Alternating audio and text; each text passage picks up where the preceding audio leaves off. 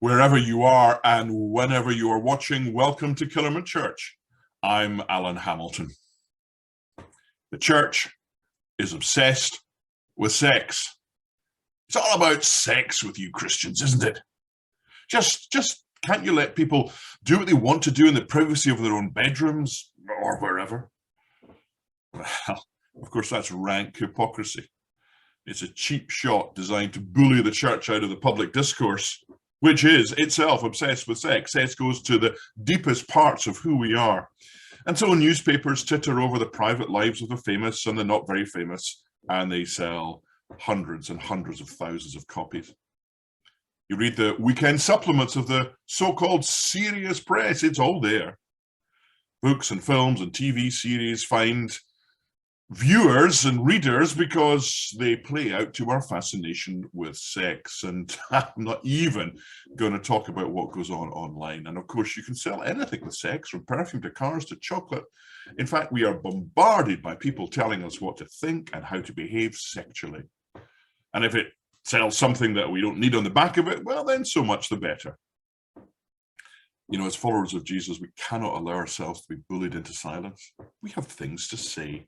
Important and healing truths, not judgmental expressions of horror at what we consider to be sexual deviation, but neither easygoing acceptance of what just happens to be fashionable at the time. You see, we follow Jesus. Jesus, the Son of God, creator of all that was and is and will ever be, and that's why we have a sense of what is moral or immoral. And by that, I don't just mean disapproval from disapproving people. I mean deep concern from people who want everyone to know deep joy, the deep joy that comes from knowing Jesus.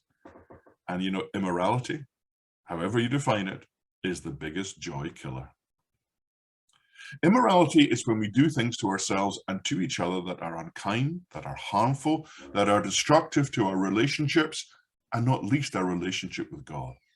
And that's why God tells us that some of the things that we want to do, that we feel compelled to do, are wrong, and they're harmful, and they're dangerous, and they must stop. To call something out as moral or immoral is more than just offering pursed lip disapproval. It's stating clearly that this is not good for you, or for me, or for anyone else, and it's stopping us becoming God's best version of ourselves.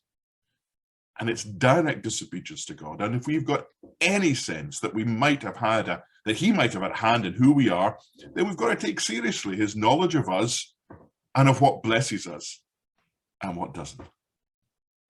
So if you wish, this would be a good time to pause and read Paul's first letter to the Corinthians, chapter 5, just a few verses.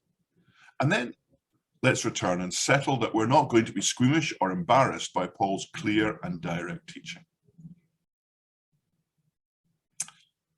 Arguably, more than in any other time in history, we live in fear of infection. COVID, of course, in all its variants.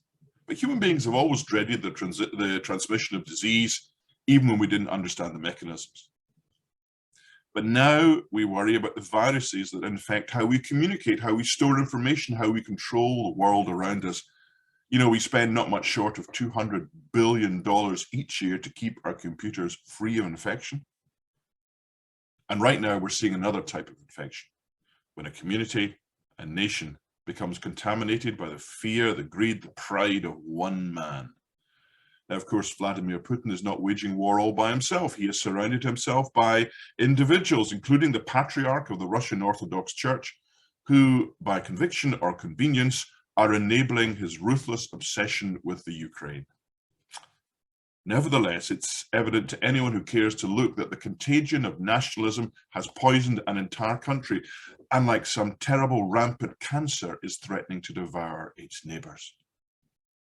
Paul understood this sort of contagion, this sort of infection. He understood the peril which the church in Corinth faced. It had allowed the incubus of immorality to contaminate the whole faith community. One man, a believer, was committing incest with his father's wife. And Jew and pagan alike condemned such behavior. And so, says Paul, so should you, the Corinthian Christians. And yet, instead, you seem to be proud.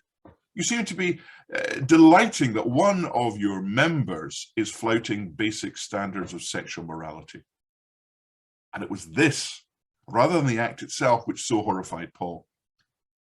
Paul's concern doubtless was for the individuals concerned. They were dangerous to themselves, but they had also become hazardous to their fellow believers. The Corinthian church had completely lost sight of what it means to live in freedom. Freedom, a gift from God, which cost his Son, the Son of God, Jesus Christ, his life. Freedom in Christ is freedom to become, to be God's best version of ourselves.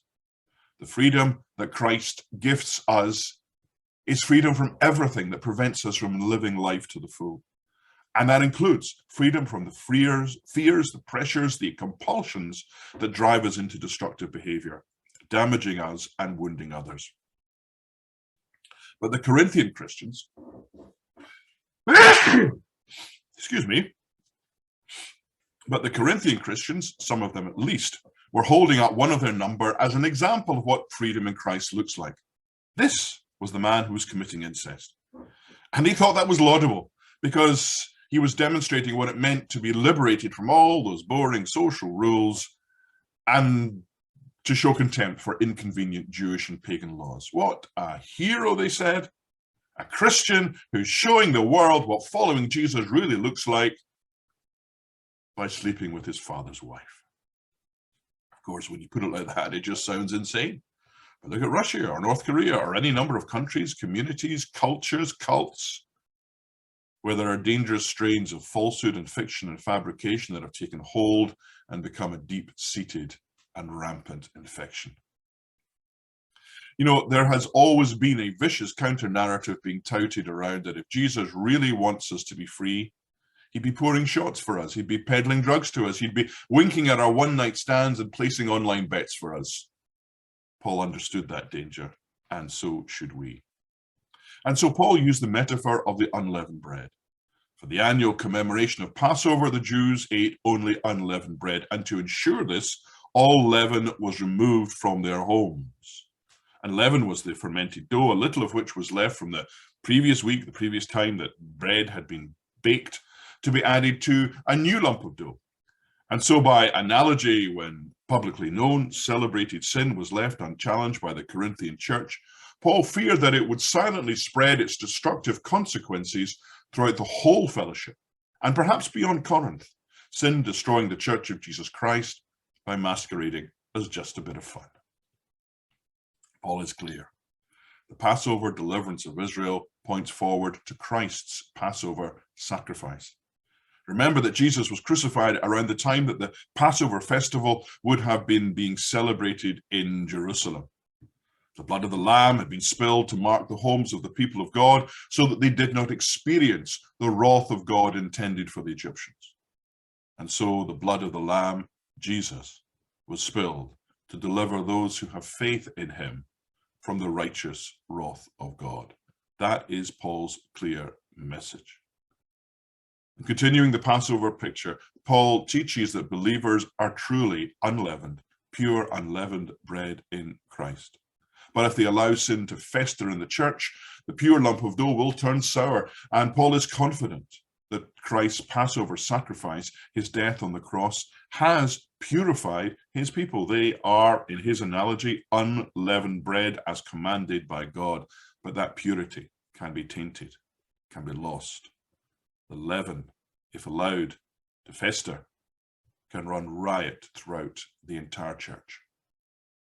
Unless we imagine that this is only about sex, fast forward, and there you will see Paul adding greed and idolatry and slander and gossip and drunkenness and dishonesty to his list of leavens that can sour the bread. There is no hierarchy of sin. Disobedience to God can take any form and destroy any life and any church. And what is more, Paul instructs the Corinthian Christians that their priority is not judgment of non-Christians, those outside the church.